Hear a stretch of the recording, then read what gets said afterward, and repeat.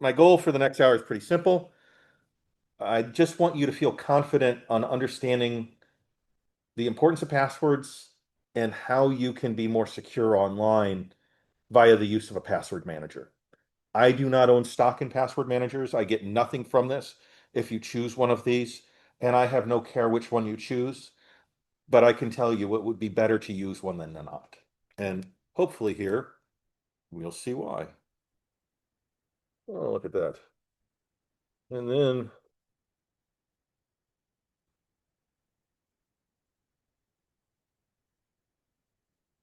you know,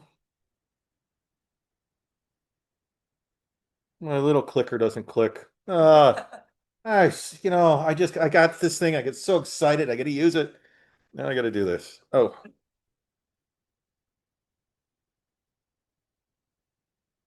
oh, hey, look at that. All right. So what are we going to talk about today? It's a password problem. And we're going to get into some common mistakes that people see. We'll explain what a password manager is. Oh, you're late. Uh, how these things protect you, how you can get started with them. And then if we have time, an actual live demonstration, which may or may not work. We haven't been able to try it out on this laptop. So I'm going to start with my favorite cartoon of all time. So I've had this for years. I put it up when I've talked to executives and that. And what you see in the corner is a whole bunch of stuff, right? It says in this corner, we have firewalls, encryption, antivirus, all the stuff meant to protect you. And in this other corner, we got Dave. Meaning you can have every bit of technology in the world, but almost always the thing that fails us in security is human error, right? So technology should make us safer. It should make our life easier and should make what we need to do better. But it's always going to come back down to a human decision and what you do with it. And this little thing, hey, here's some impact of getting hacked, right? Financial loss, identity. Right. What does that really look like? What it looks like is this is the financial losses to scammers charted through time in billions of dollars. And what you'll see is 2023, it was about $4 billion. 2024, it was 12 and a half. What happened? Does anybody know what happened right at the end of 2023? Chat GPT got publicly released. AI. And that caused a jump from 4 billion in 2023 to almost 14 billion in 2025 for senior citizens. Well, why? Why are they targeting senior citizens? Well, because the average money that they get from a 70-year-old is $1,000 when they scam them, and the average money they get from a 20-year-old is about $415. So quite frankly, it's due to your success, or as they say, that's where the money is. So the problem comes down in that, and I'll show you in a second, passwords make up the biggest entry point for this on how they're getting scammed. They're trying to get your password so they can do something, right? For a long time, people have been saying these four things here. Use a really strong password, right? Make each one absolutely different. Don't reuse them. Whatever you do, don't write it down. And don't use the same one from one to the other, right? So what do people do? They reuse the same password. And this clicker is really killing me.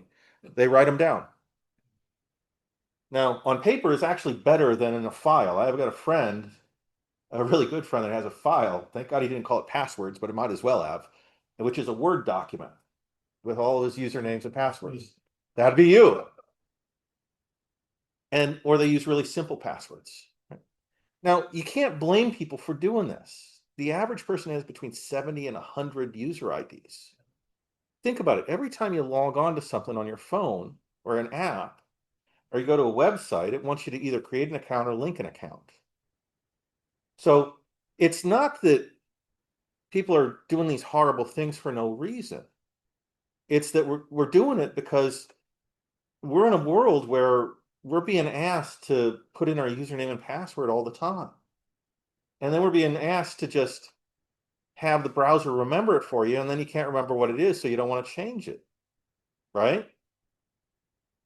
So how do they hack into passwords? Well, 80% of data breaches happen because people steal a password, right? So the odds that they're clicking on something and it's infecting it isn't zero, but it's more likely that they're going after that username and login information. How do they get it? How do they know? Well, let's take a look. Well, when you make a password, they guess it. You use your name, you use your dog's name, use your wedding anniversary or birthday, right? You take a password that you've got one place and then you add a number to the end of it. Password 1, password 12, password 5, right? Use the same password for different things. So if I know my username and password, I know it. The problem is that if you go to buy muffins at Starbucks and it's the same username and password as your banking account, your bank has got a lot of money tied up in making sure that that doesn't get stolen. Your local bakery, less so, right? So if they get it from this one, they try it on that one. And maybe you get an account and then you share it with somebody else. Hey, here's my Netflix login. Well, my Netflix login also has to be my username and password for my bank account, but I add dollar at the end of it and nobody will guess that, right? These are the top 10 passwords in America right now. Yeah. Isn't that stunning? It So they guess these ones first because they work a lot of the time. So no shame to anybody. If you see your password up here, please go home and change it. I want to ask you a question. So you see these passwords, right? Which of these is more secure? Who thinks that password A is more secure? Right? Who thinks password B is more secure? because you told us. It's password B. It's password B because it's longer. And it has the benefit of being something that you can remember. So coming up with a sentence in your head is a really good password. The length of your password and a little bit of its complexity is directly related to how hard it is to crack. So if I only have a 6-number password, I can crack it instantly using the tools that are available today. If I have a 6-length password and I've got upper and lowercase letters, it's going to take about 2 days. Upper lowercase letters and numbers, it's going to take 6 days. And if I do that with upper lowercase letters and symbols, just at 6, it's going to take 2 weeks. But 2 weeks for a computer is nothing. I can just have it run away in the sun. But if I have just the numbers and I make it 18 characters long, preferably not sequentially, it'll take 284,000 years to crack. Now, you can go to this hivesystems.com and this is free, you can download it. What I want to show you is that if you do 18 characters, upper, lower, some numbers and symbols, it is 463 quadrillion years. Like longer than the heat death of the universe. Now, one caveat here. 2 caveats here. This is with the technology we currently have available today. Technology keeps getting better. So if I showed you the same chart from 2020, you would notice that that 4.6463 quadrillion years was actually larger. So it's coming down. This is based upon the technology that we have in the field today. If anybody's heard anything about quantum computing, anybody heard that term? Quantum computing? Yeah, really cool stuff. That would become weeks, even with 18. So if you thought COVID was impactful, if you thought AI was impactful, wait until quantum computing comes online. Point having a password. Ah, that's a great question. First, we should do what we can with what we've got right now, which is we should have bigger, longer passwords. And that's what a password manager helps us with because then we don't have to remember all of it for us. But we should also, if possible, enable MFA, multi-factor authentication. And multi-factor authentication is the thing that either it sends you a code or it texts it to you, or you open up an app and you scan it and it says, not only do I need my username and password, you need this second thing, this multiple factor to authenticate with. And so if somebody steals my username and password, but they don't have the MFA component of it, they can't log in. Right? Well, it makes it harder for them to log in. Let me put it that way. All right. So I can't remember one 18 character string, much less 100 of them. So what do? There's these things called password managers. All right. And what it is it's like a secure digital safe. And it can be on your phone, be on your computer, you can get to it through the web. And what it does, it allows you to only remember one password. And it remembers all of the other passwords. And then it can either autofill those things in for you if you put the plugin in, or you can copy and paste just by right clicking on the interface and saying copy my username, copy my password. All right. Can you say that again, please? So what it does is it makes it so that you only have to remember one password. The password that unlocks and decrypts all of your other passwords inside of it. And it makes it so that it will either autofill in when you go to websites or open up applications with your username and password, or it allows you to copy and paste them, and then it will actually clean out the copy paste so that it doesn't linger there for a long time in memory. So the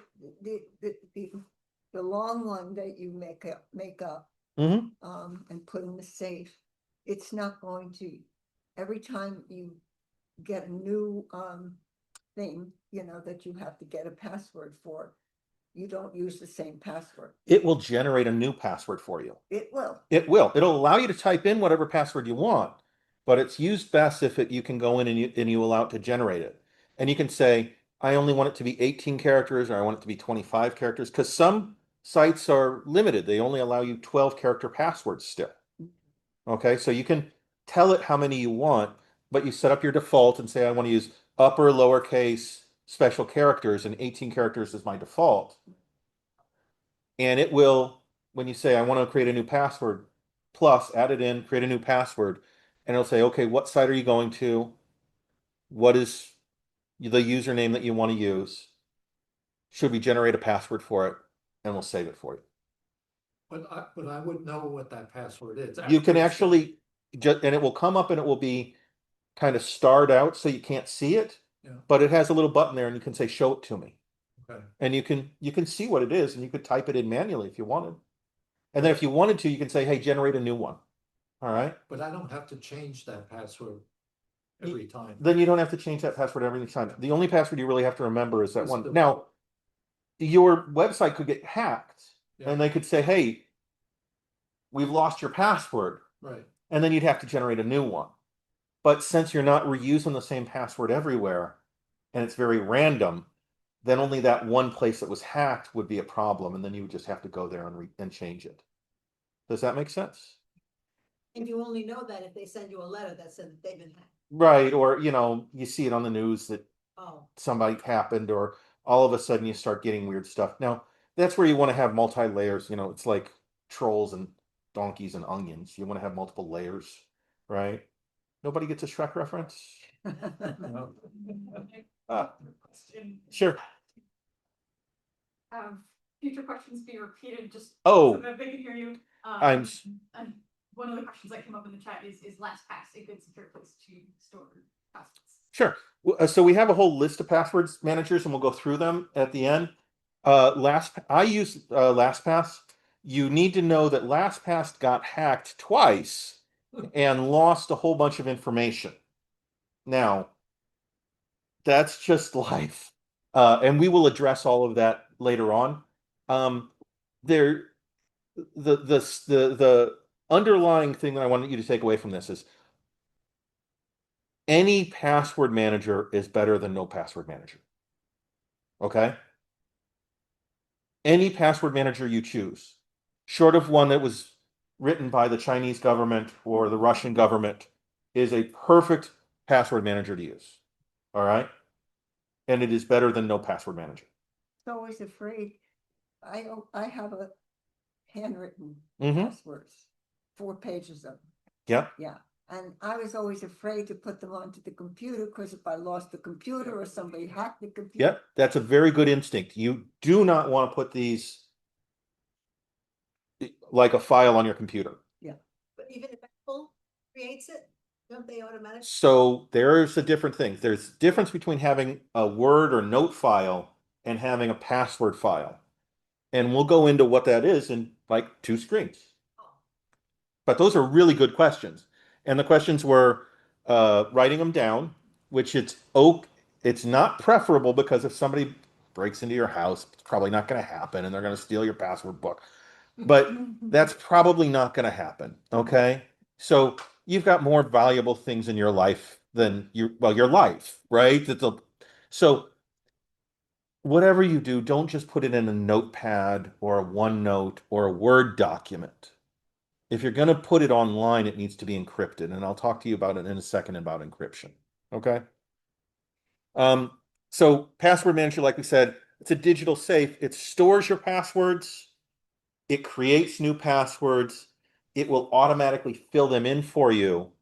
And since it knows where you're going and what your ID is, the good ones regularly scan through the places where people share and sell passwords to see whether or not the username that you have has been hacked on the site that you have listed as your sites. And it will alert you and say, hey, Rick, you know, funkychickenbakery.com got hacked last week, and we see your username there, and we saw your password, and when we ran it through our checker, we see it's still the same password that you're using, because now that we know your password, we can see whether or not it's possible to log in there, and we could. Not good. We want to change it. All right.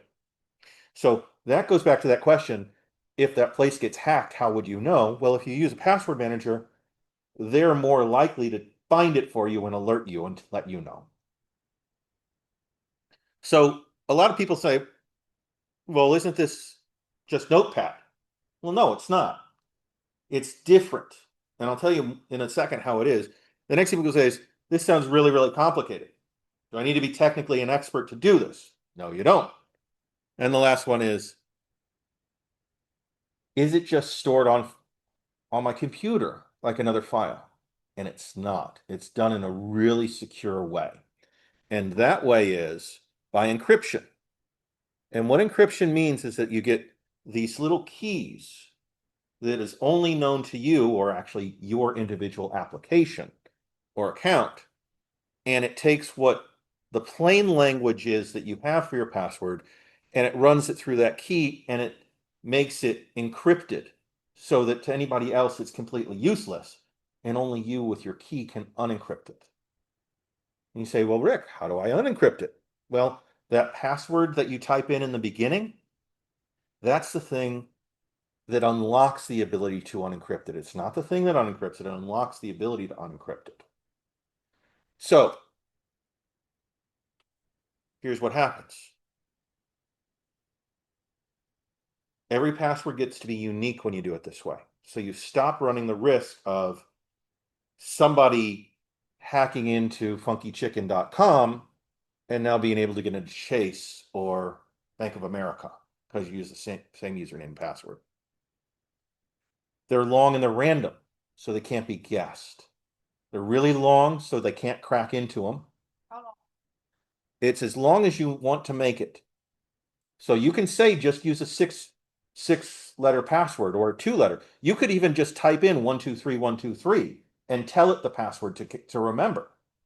And in the beginning, that's probably what you'd do, is that you'd load up all your passwords into it, and then you'd start going through them and you would change them. And we'll get into how you do that in a minute. If you store, passwords on your phone, are they easily accessible by other people? If you store your passwords on your phone, are they easily accessible to other people? It depends upon the way that you are storing them. If you're in an iPhone and you're using the iPhone password manager, then no, because iPhone does the exact same thing that encryption does.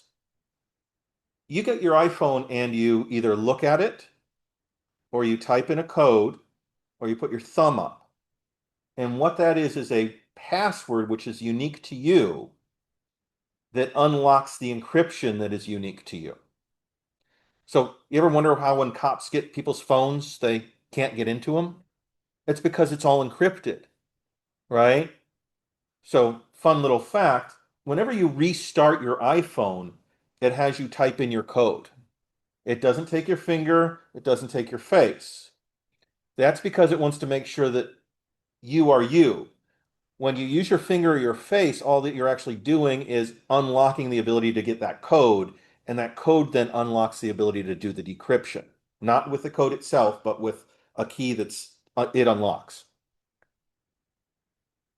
That is why, if you are in a police incident in a banana republic, you would lock your phone in a way that you'd have to type your password in, because in the Supreme Court has said that we can collect fingerprints and we can take pictures. And therefore, if your phone is in a state that I could use a password, finger, or a picture, the police can use that to unlock your phone. But they cannot compel you to give information. So if they have to put in your little code, they can't make you do that. So just a little security byline. Because I know many of you are considering a coup. And when you do, I want you to be, OPSEC secure. And the last thing it does is it gets alerts. We've talked about this. So that's how these things protect you, right? Because before you'd reuse them, one of them would become bad and they could get in or guess a variation thereof, or at least they had a head start, because most people only have 5 to 6 base level passwords and then they build on variations of them. Now every single one of them becomes unique after the fact. All right. What happens if my password manager gets hacked? Right? So if the company that you are bought your password manager from gets hacked, now, not before, but now, what they're storing online is the encrypted information, the encryption of your usernames, passwords, and all that other stuff. And they do not have the key. That key is only unlockable by the password that you have. All right. Hey, Rick, isn't this a little scary? I'm putting all my username and passwords in one place. You are. You're putting all your eggs in one basket. But right now, your eggs are scattered all over the highway. All right. In clear, fragile little egg that anybody can pick up and see. So you are putting it in one basket, but it's a military grade basket, which is hardened and has some level of defense to it, as opposed to what you've got now. This is better. Hey, Rick, that's great. But what if I forget my master password? First, I'm going to tell you something. Write down your master password. This goes against everything that I've just said up to this point. Write it down. It's okay. Put it in one place. You don't have to say, this is my master password for my thing, right? But you can have it in the back of a notebook or something like that. Even then, there are ways to recover your system. It isn't easy, but it's not terribly hard. Most password managers, when you sign up for them, will give you a list of 4 to 8 random number strings that are just numbers. And these are your unlock codes, and they're generated one time, and it's up to you to copy them. And what I do is I open up a Word document, I paste them in, I print that thing out, I delete them and I do not save that document. Okay? And then I've got a hard copy of those. And if you are going to save them somewhere, that's totally fine, but don't say these are the unlock keys for my password manager. All right? What I want to get across here is just remember that one password, but even if you lose it, there are ways of getting back into it. Now, they're not easy if you don't have ways of verifying who you are and everything else. Okay? So treat that master password really well. Write it down in a place that you're not going to forget it. And then, have these backup ones if you need them. There are usually other mechanisms where you can go in and they can transfer money to your account or or charge your credit card by a certain number. You tell them that, 33 cents was charged to my credit card, and they'll do something like that, right? So Rick, Yeah. I got a practical question. So today, when we sign on, right, let's say we go to Citibank, one of the banks asks for your username. Yep. And then asks for your password. And if we have MFA, it'll send you a code, text you a code, you write it, and that's how it works, right? Right. Tomorrow, when I use one of the password manager, How does that work? I only know my master password. I Right. don't know my password for Citibank. Yep. So when I get into Citibank, it asks for my user ID and password. What do I do? All right. So the question was, right now, I go to Citibank, it asks me my username and password, which I know, and then I get MFA. If I'm using this and I don't know my password, Right. how does it work? So you've got an app that's either running on your phone or preferably on your phone and your computer. And when you log in to your computer, you would unlock your application, your password manager, with that one string password. And in a really nice world, you would have installed the plugin for your password manager into your browser. So, Okay. and what that would do is that would say anytime the browser, your Chrome or whatever you're using, says, you know how it automatically fills in your username and password? It offers to do that. Well, it does the same thing, but it says go over here to my password manager to get that information. All right. And so it would auto-fill it in. And since you've unlocked your password manager, it can do that. Or you can have certain passwords where it says auto-fill in, but this has to be verified every time so that I have to put my master password in for it to be filled in.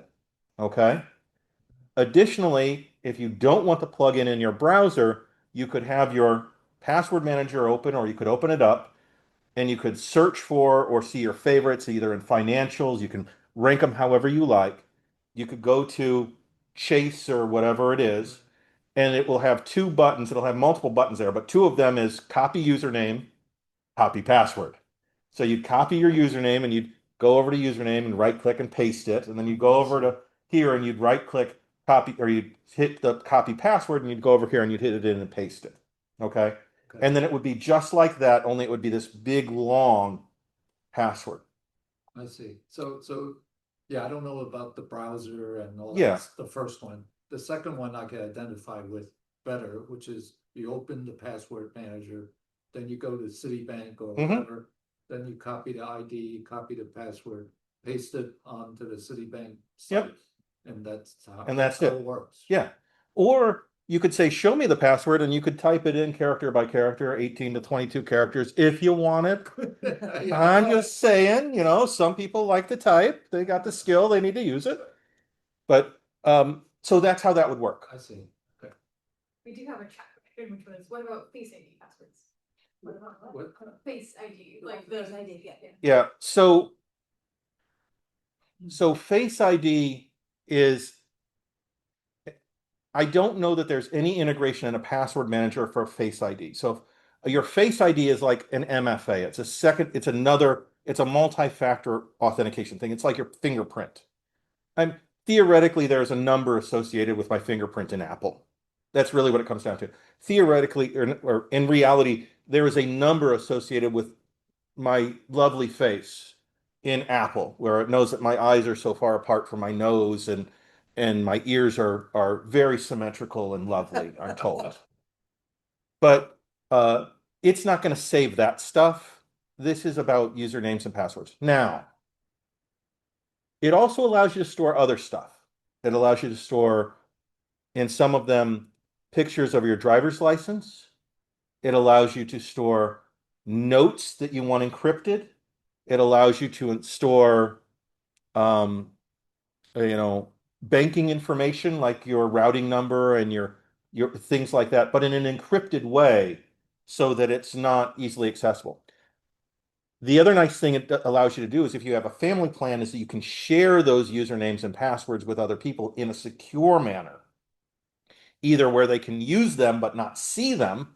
If they have the same password manager, it would fill it in for them but not allow them to see them, or so that they could see them too. My wife's family, mom and dad, are now in their 80s. We've encouraged them, actually sign them up with our family password manager so that they could put all of the critical user account information in, share it with my wife, not me. And that way, if it comes to a point where it is necessary for her to get in to any of their accounts for them, say they're traveling in Europe or going to a spa, then she would be able to get into them. And the nice thing about doing that way, as opposed to me just telling them the username and password, is that then if I change it, it changes it everywhere, right? So it's a nice way of sharing that information in a way that's more secure than just sending it out to people. And God, please do not email anybody your usernames and passwords. Okay? So that's a really bad thing to do. When we talk about casually sharing usernames and passwords, that's a really bad way of doing it. Yes. Yeah, I have one more. No, you don't. You've got numerous questions. Go Yeah, ahead. I do have two questions, but the first one's practical too. I have a sign on to CVS, Mhm. the pharmacy. And it asks for your user ID password. So you explained to us how it works with this Yep. password manager. I got it now. But CVS, when I signed on the last 2 weeks, said we have a more secure password system for you. If for you Passkey. Passkey. Yes. So that we don't even want your password and user ID. Just give me passkey. And I'm afraid to create this passkey because Then you could lose it. I don't know what it is. So. And it said, you have your user. I think I got you. Yeah. So, So how does that work? all right. I don't. Okay, so the question is, great, Rick. CVS now doesn't even want my username and password. They want to give me a pass key. What a pass key is a really long number. That's all it is. Okay. Maybe it's a hexadecimal number, meaning it's got letters and numbers in it. Maybe it's something even with exclamation points and stuff like that. Right. Just think about it as a really long password. What it is it's integrated in with their system. So it's a two-way communication thing. Most password managers now will allow you to save the passkey instead of just a username and password. Got it. All right? But the passkey is given to you by that organization, or like Apple gives that, they call that the passkey. Yep. Those things. Yes. So it's not something that you make up. It is something that they originate on their end and they send to you that they then can verify is the thing that they sent to you, because it is some really interesting mathematics around prime numbers. And if you ever really want to have an exciting read about prime numbers, I wish I could remember the name of it, Maggie. There's a great book about a young Scottish lady who's about 15 or 16 years old, and it's called Encode, I believe is the name of the book, or something like that. And it's all about encryption, and it's described in a way that anybody could follow. And it talks about public-private keys for encryption and how that all works. It's really fascinating stuff, and it's the backbone of most of our economy right now. So that's what's happening in the background. I know I rambled on. You got me. See, you got me talking about prime numbers. What were you thinking? So, did you find the book? Oh, oh, okay. But that's what's happening is they're using th- two really big numbers and then something about you to do some mathematic thing that creates a bigger number that they share with you that verifies that you are you. All right. I don't know. I don't understand it well enough that I could explain it well. And so that means that I should really read up about it. But that is fundamentally what's happening. Right. Yeah. Multi-factor ID, I have the app on my phone that Mhm. the bank told me to use. Then when I was online with the international guys, they said, we don't like the one you're using. You have a recommend, mine is VeriSign. Okay. So the question was for multi-factor authentication, uh, one of the people here has one that they use. They went to a bank or someplace else and they said, we don't like using that one. We want you to use a different one. It's actually inside the same organization. Lovely. I mean, that tells you how well they're communicating. She said it's inside the same organization that the people that told you to use one now tell you other people tell you to use another. I don't like multi-authentication. My husband passed away some years ago, and he had multi-thing with his bank, and it was to use his voice. Oh, And I couldn't get into that thing, and I didn't want to, get complicated because I knew what it was to do, how to do what I wanted to do with that before he died. With the voice, I could not reproduce. right. So that was a bigger problem for me. So I don't do it for myself. You can't get into many of like the Schwab and Fidelity without Yeah. Right, multi-factor. exactly. So, Oh, yes, you can. Oh, well. well, With the ones I had. so the question is now is around multi-factor authentication and some of the limitations on it when we tie it to a unique identifier like either our face or our fingerprint or our voice, which unfortunately when individuals decide to leave us, usually at unfortunate times, and without asking any of us if we would like them to go, then renders these things invalid. So this is one of those things that you would really have to be conscious of and make sure that your multi-factor authentication is tied usually to a PIN code, or I tend to use there are two top ones that are most often used, and that's Google's and Microsoft's. Microsoft Authenticator and Google Authenticator. The underlying technology is the same. If you like using Google, use Google's. If you like using Microsoft, use Microsoft. They work with each other. It's not going to be under some rare circumstances, which is usually marketing driven, that they will require you to have one or the other.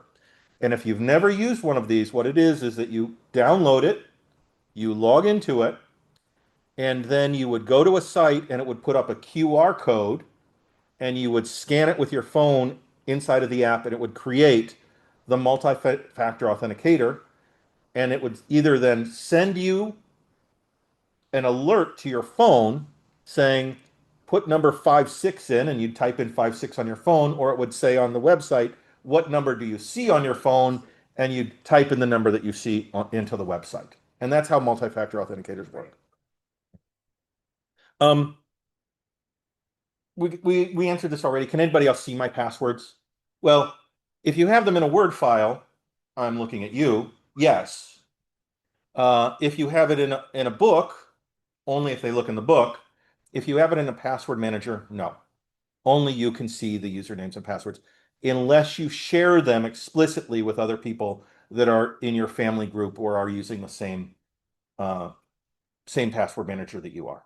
But one of the things you said, Rick, that's good about these password manager is versus writing in a book or, it's because it's it has encryption and all that.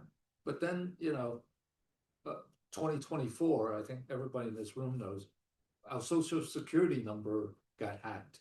And that was like, I think 200 million people. Oh, And I got like 15 notices that, because I signed Yeah. up for all these monitoring that I've been hacked. And so why doesn't our government put encryption on, put it even better? Every few months, 2 months, I get a letter from Yale Hospital or some organization got hacked. So Yes, why me too. don't they have encryption so that you know, I mean, I'm sure my Hotmail's been hacked. For 30 years, I've been getting notes. Okay. My email's been out there, so. Why don't they let me protect us? let me repeat this, and then you can tell me if I got it right.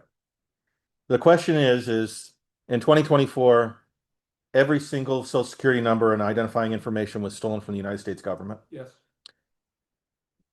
How come, if encryption is so good, the United States government doesn't use it? Right. Believe it or not, the United States government is lazy and cheap. It does some things really, really well. I'm sure if we were looking at the nuclear codes for launching missiles, it's got 30 levels of encryption on it. But your social security number, unfortunately, is a unique identifier, and it is then cross-used across multiple systems. Right. And the cost electronically, just in time, of unencrypting and decrypting and doing all this was probably measured against the risk of that being stolen. And they said, well, we've got all these secure systems. We would notice if 8.7 terabytes of data got exfiltrated from our environment. No, they wouldn't. All right. One of the things, so AT&T got hacked a couple years ago. One of the things that got lost was every single text message ever that got sent on AT&T's network. Ever. Why would they have every time I said okay to my wife that they'd feel the need to keep that? I'm going to be late for dinner. Okay. You know, because storage is cheap. What I got to tell you is if it's online, somebody else has it. All right. The best thing that you can do is separate out your passwords, preferably using a password manager. Don't reuse them and use multi-factor authentication. If you do those things, you'll be more secure than 95% of everybody else online. And whoever is trying to get your stuff will go on to easier fish. They want to unlock people with 1, 2, 3, 4, 5, 6 as a password, not people with XJCRFTV banana 576. Probably not. So I was asked, can I repeat those three things? I'll get to you in 1 second. So use a password manager, use multi-factor authentication. I don't know what the last one was. And don't share your passwords, casually. If you're going to share your passwords with somebody that you need to, and we all need to, we're in a world now where we need to do this, do it through an app that allows you to do it securely. All right. You got a question? Yeah, something that I heard was made it harder for hackers to get you is after in most evenings, after I've used the internet, mostly, always, I should say, I always go to history and then I clear my histories so that somebody who's trying to hack it won't know where I went to. Is there anything truth to that? Uh, Or- you know, so one person here has been said, go into your history at the end of the day and do it. What I would tell you is what clear your history. Clearing your history is good. All right. Getting rid of your cookies and your cache, absolutely for it. Use a secure web browser, right? Like Firefox Secure or I don't know. What how do you find those things or know about them? I just told you. I know you, oh, now it has. Well, so if you read AARP magazine, they occasionally will have articles on how to be secure online and things like that. Um, uh, or just do a search. What's a secure web browser? Opera, OPERA, is a very secure web browser. DuckDuckGo, if you've never been there, is a secure search engine, much more secure than Google. A lot of the things with security that we worry about aren't people hacking us, it's big organizations collecting our information and following us. So what you're doing with your browser and cookies is better for making it harder for big corporations to track you and follow you. What I would tell you is even better if you're worried about security is to turn your computer off at night. Say off, shut down or? Shut down. Or Yeah. just sleep. Nope. Shut it down. Now, sleep better than nothing. Shut down way better. Okay. Or you mean get off the network? Yeah, get off the network, just You could turn it leave off. it on. You Yeah. could leave the computer on, but not connect it to the network. Yeah, I guess you could, you could disconnect the Yeah, wire in the yeah, back, but Yeah, I just wanted to say, we only have like a little over 10 Oh. minutes left, so I just wanted, oh, like, to make sure that we. So, like, kind of- yeah, and anybody on the chat, if you're not finding these conversations interesting, let us know and we'll speed through. So I will continue this afterwards, but let's do a few more. How do you get started? All right. So 3 simple steps. Choose a manager, add your passwords, turn on autofill. It is. And it should be in the PDF that was sent out to everybody that joined this meeting. So here are the ones, there are other ones. I make no money on this. All right. Here's my rules of thumb. If you're already using Apple, use Apple Password Manager. It's free. It's there. Start using it. Password manager. Yep. Apple Passwords, I think is what it's called in their marketing term nowadays. I mean, on your phone? Yeah. Well, it'll be on your phone. I never even Me knew didn't about either. this. I Yeah. never- Look at that. It's free. And it's in that piece of paper too. So you Perfect. here. I'll give you a piece of paper. There you go. I mean, you can take pictures of me in the thing if you want. That's all right. I'll make sure you get my ears because they're the best part. You say it's free, okay. I- Where do you find, I mean, how do, Yeah. I don't understand, I how do think you it's get through about that? So It's built in. so I will figure out how to do it and we can talk about it afterwards. And if anybody has a question, if you just go to DuckDuckGo or Google and you say, how do I enable Apple Password? There's got to be 1,000 videos on how to do this. All right. NordPass, which is the cheapest, it's free for basic and $1.49 a month premium, allows you to do family sharing up to 6 people, is constantly voted the best and friendliest for senior citizens. Okay. What's the name? NordPass, NORDPASS. Yep. Bitwarden is cheap. It's $10 a year. OnePass is has got really good reviews from senior citizen reviews as well.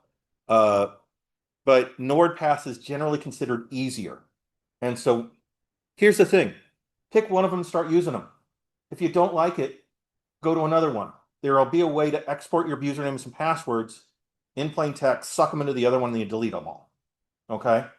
And when you put these things on your computer, quite often it'll say, hey, we noticed that you're using Google Chrome and you got a whole bunch of passwords. You want me to suck those passwords in for you? And you say, why, yes, I would. And then it ingests all of those passwords in for you and creates all those accounts. All right? If you use Apple Password and you change your computer, then what happens?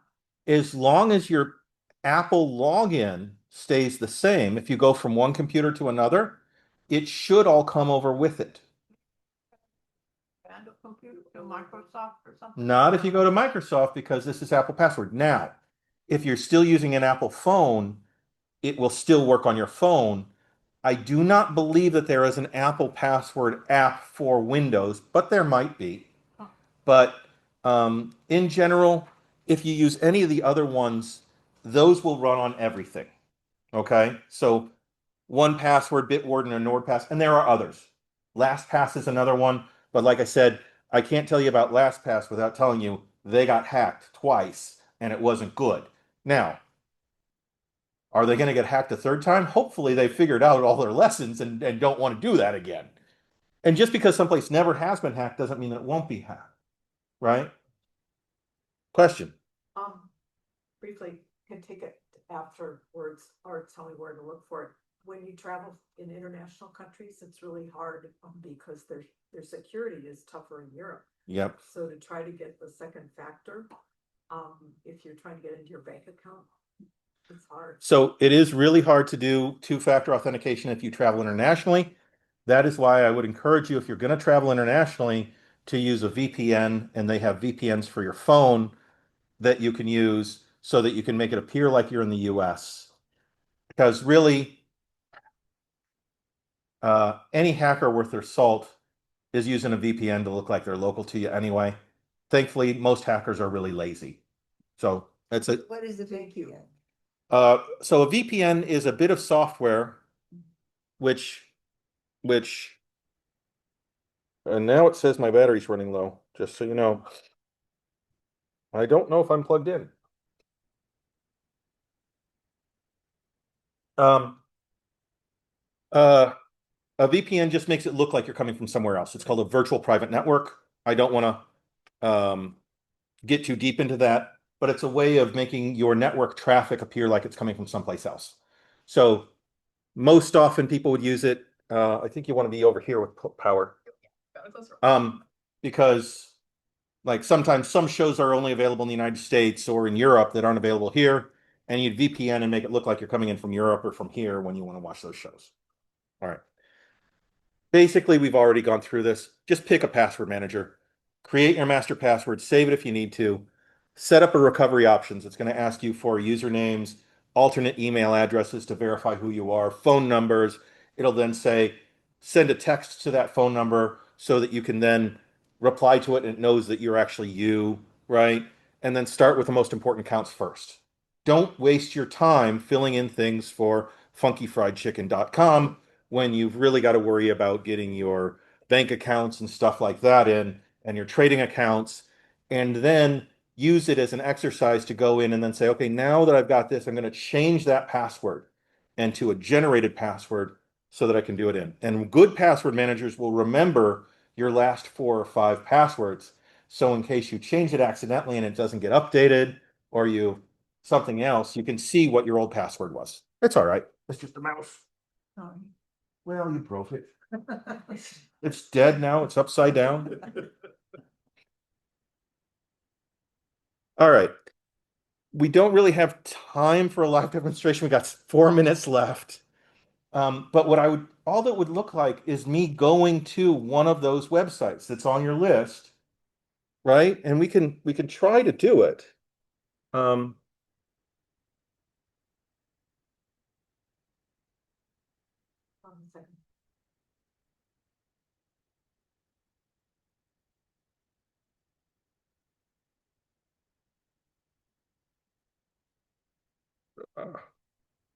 this makes it so hard for me to know where I'm at.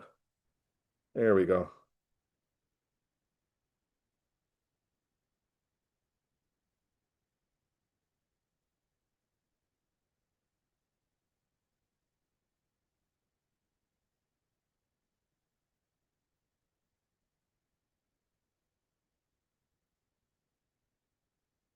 All right, let me see. Hold on 1 second. Share screen.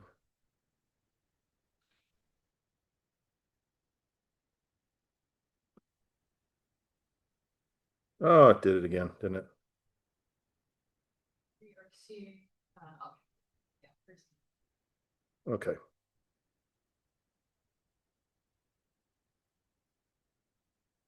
So you should be seeing my screen now, right? yes, Okay.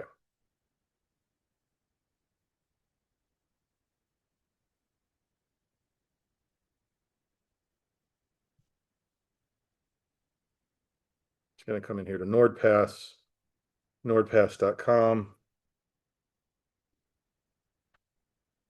I say I want to use this. Okay, I understand. I want to use personal. 1 year plan.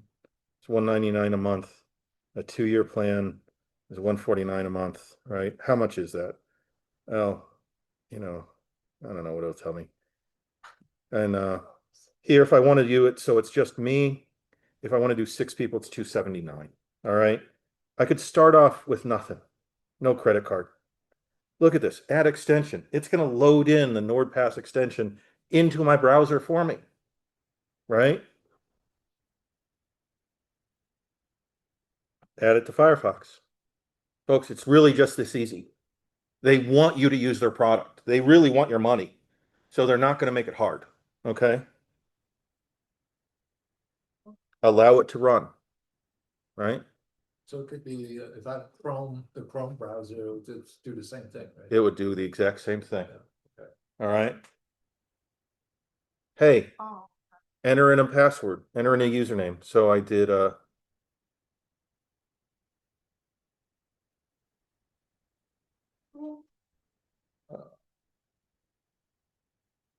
I've got a I know it because I have it on my on on my phone. You can set for it.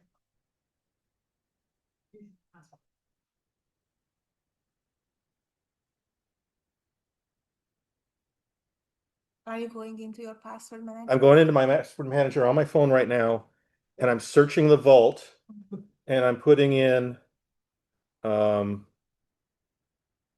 Greenwich, and it's called Greenwich Demo. Oh, I did it with an H. Greenwich Demo 2026 at gmail.com.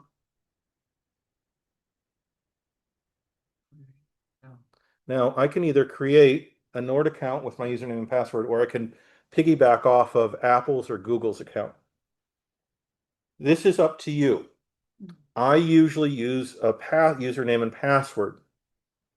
If I use Google, Google now knows that I have NordPass. If I use Apple, Apple now knows I have NordPass. This can be helpful, it can be harmful. It depends upon how secure you want to be in your user profile. Okay. So I'm going to say, look, continue with Greenwich Demo 2026 Gmail, continue. And it's going to say, hey, Rick, we just sent this to here. To your email. And so why don't you log on?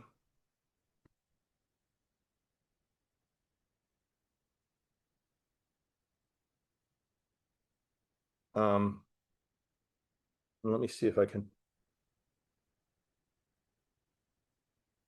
If I could log on, what you would see. Let me see if I can do a secure password here.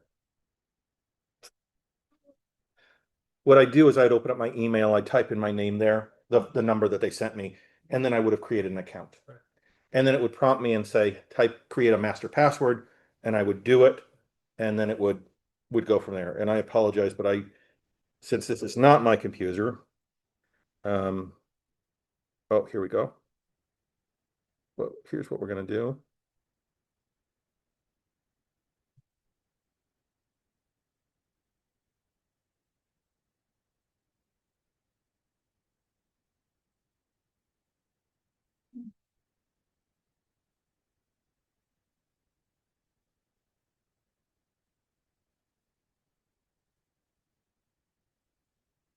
Isn't this exciting stuff? Yeah. Oh, sign in. Here it is.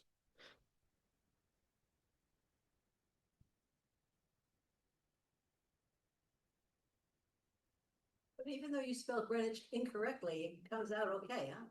Well, that's because when I created it, I spelt it wrong. Oh, I was just looking for something to you.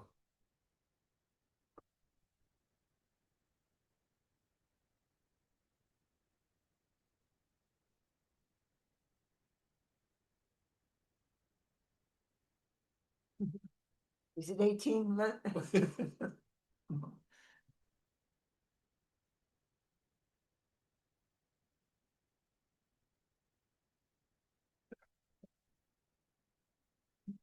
Okay.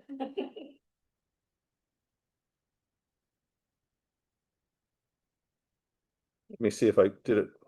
Yeah.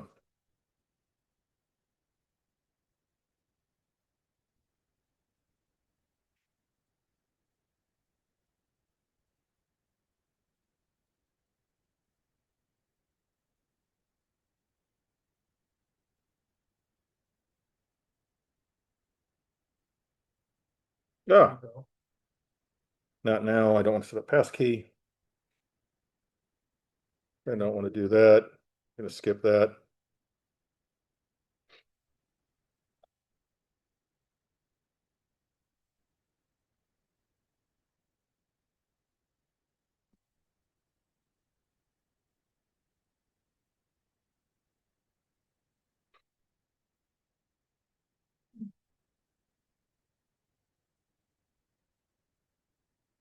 Apple has good online support if you have trouble with the password, their password manager. So this email is different than what you just created because here they have 3 E's. Oh. Did I do that? Ah, look at you. You are good. Boy.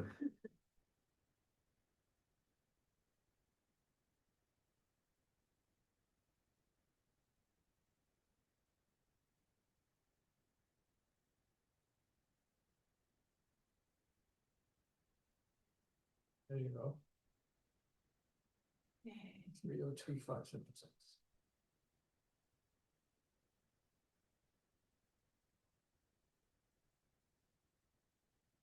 Now it's going to ask me for password.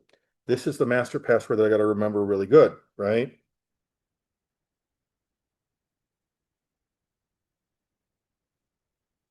And it tells me how strong is it. You see that as I was typing along?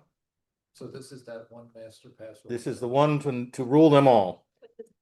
You have It to tell you that you had to put marks on. no, it just says if I tried to do something that was like 1, 2, 3, it would say, hey, this is really weak. Do you really want to do that? Okay. Well, you don't want to master safes. If you've got Apple one, you don't want NordPass too. Right. You only want one of these. Right. Okay, so create. So there's a one to log on to NordPass, and then this is your big master password. I'm sorry. So this is the second one. This would be the one that you would use to unlock The safe. Oh, okay, the safe, right? okay.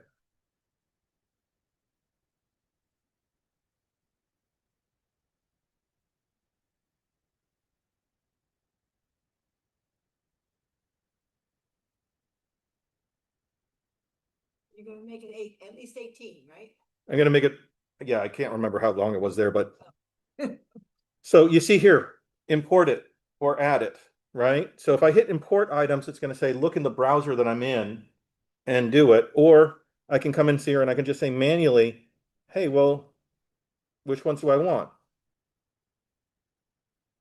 Right? And I can say, well, I'm looking for funkychicken.com.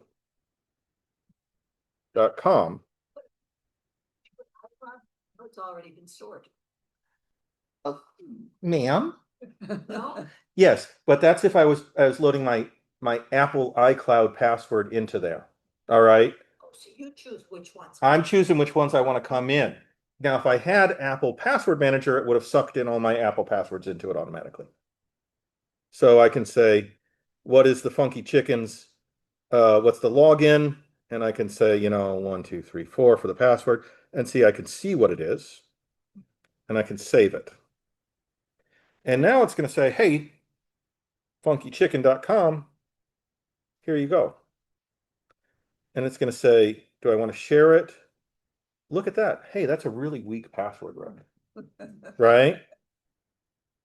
Did you enter your current password? I typed in my current password when it asked me to. Where did it go? It went into here. So where is it? It's right here. So if you don't give that password, that new one that you just created, you're gonna be able to get into that? No. If I don't have my unlocked password, I'm not going to be able to get into it. Except for that piece of paper, you put it on the, Right. okay.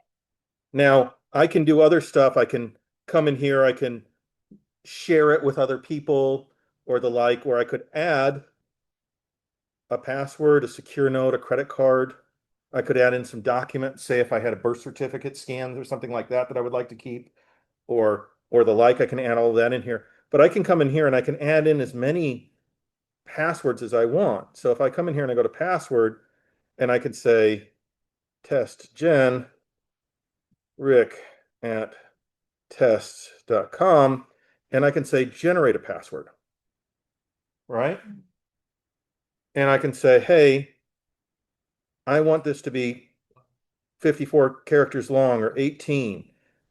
The website that I'm on doesn't allow special characters or does, right? I want it to be done in words so that I can remember it easier when I'm typing it in if I have to. Does that all make sense? And then I can say I want that to be 5 words long. All right. Separate the words with an underscore. Okay. It always makes sense until you try it yourself. Well, All yeah. of a sudden- Well, this is being recorded, so you can come back and you can say, wow, Rick really messed that up. He had 3 E's. Doesn't he see that? I gotta wait 5 more minutes for. Nice to hear that. I need repetition. So we fill in the password, right? I can add in the website. test.com/login. Okay. And I can save it. Now I've got 2 passwords. Got a strong password. Right. This one is strong. This one is weak. This one, if I come in here, I can say launch the website. It's going to launch the website, the website that I put in, and it's going to fill in my username and password for me. And if I'm just here browsing and I go to funkychicken.com, since I put the plug in there, it's going to fill in my username and password for me too. Important. Right from passwords. Right from there. Yeah, that's useful. Right. Can you put your Apple ID in it? Sure. One of the choices. Okay. That's good. Be afraid that anybody know. Right. You can put it in there all you like. Look over here, passkeys. Remember how we had passkeys? All right. You can say, as long as you got this open, you can get passkeys. So, hey, Rick, I don't want to. It's all your passkeys that are on your Apple, and it just puts them all in there. Especially if you're using the password manager from Apple. Now, the different things have different capabilities to suck things in or not, right? So let's also take a look at I know that we're getting to be running a little bit, Okay. late, so I don't know if there's just kind of any last thing you want to show. But there's one more thing that I want to show. I came in here to the App Store, the Windows App Store. Okay. Does everybody know that the Windows App Store exists? Okay. Come in here to type and do App Store. Then it sees Windows Microsoft Store. Okay. I can now come in here and I can type in Nord. I can say NordPass. You see how it gives me Bitwarden and NordPass? Yeah. And it's going to say, hey, I don't see a NordPass in here, Rick. We've got Bitwarden, we don't have NordPass. Okay. I'm going to come up here to this website and I'm going to say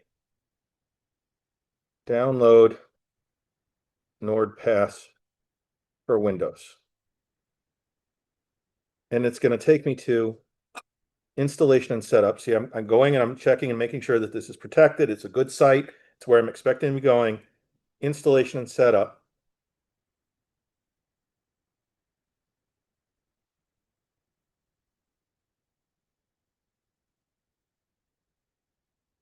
Okay.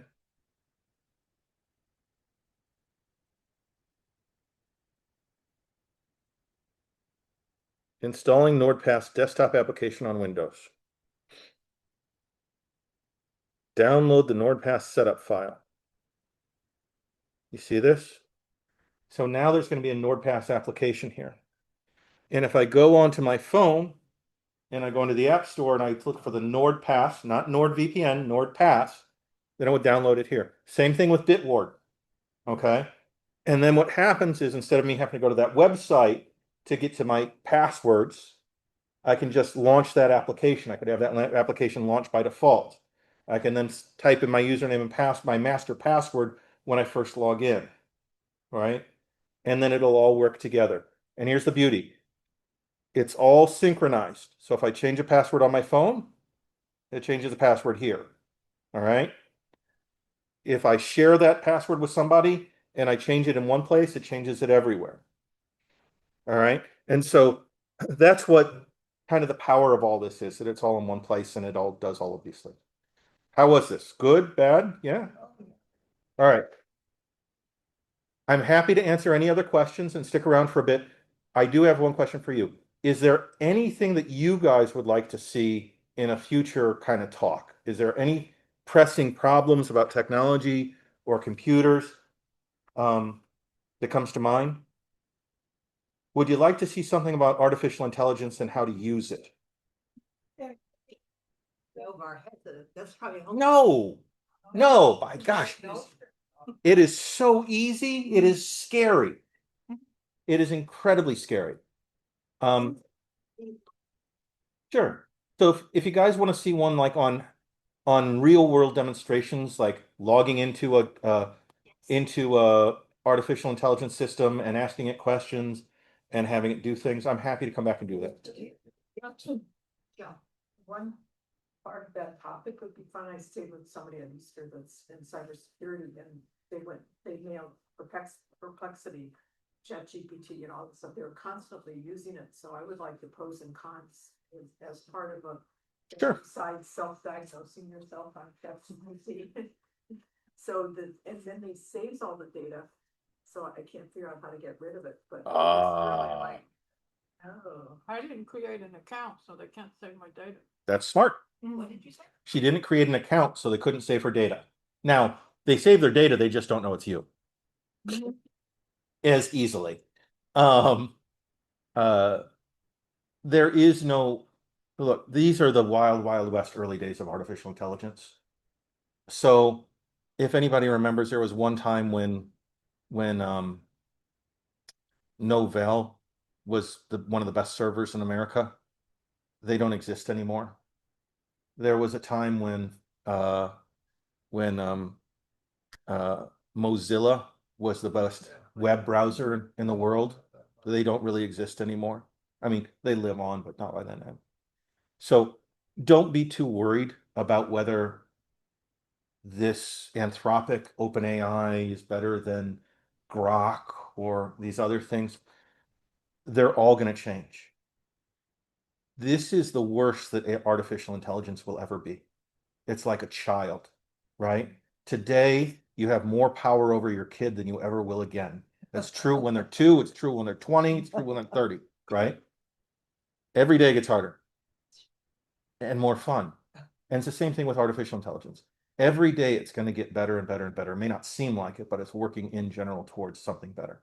So I can tell you that one of the best descriptions I had right now of artificial intelligence differences is somebody said, it's like dating a crazy person for Grok.